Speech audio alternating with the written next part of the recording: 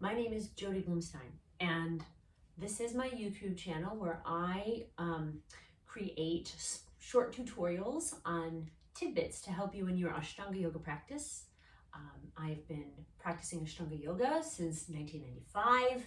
It's kind of been the focus of my life's journey, and I really love sharing it with you. And if you find this information valuable, you can click on the link below and sign up to take a live Zoom class with me any day of the week. I am very busy teaching and working with private clients and students from all over the world, and I would love to have you join us.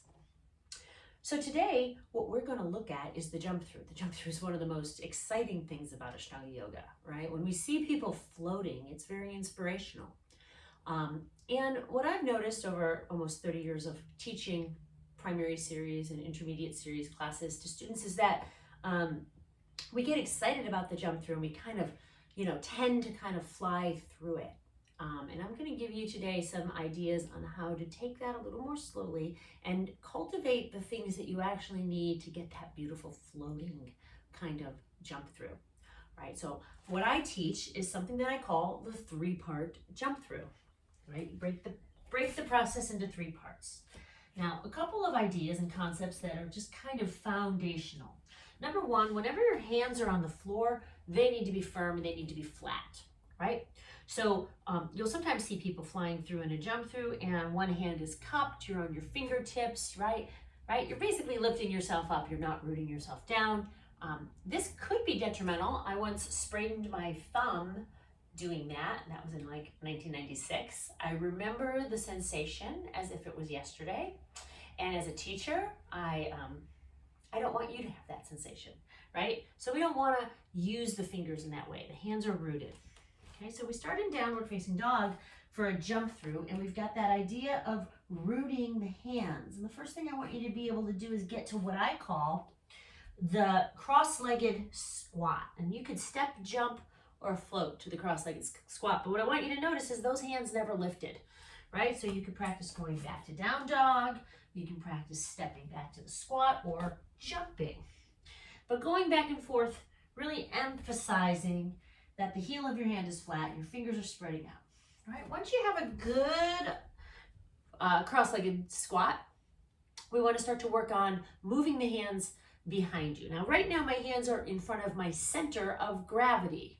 The center of gravity for me is my tush, right? So I'm going forward with the hands, and then I might reach back and get them flat behind me, right? Now, that's something that I've noticed can take people some time.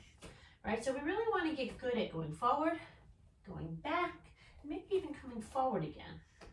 But once you can go back, then we start to work on lifting and lowering.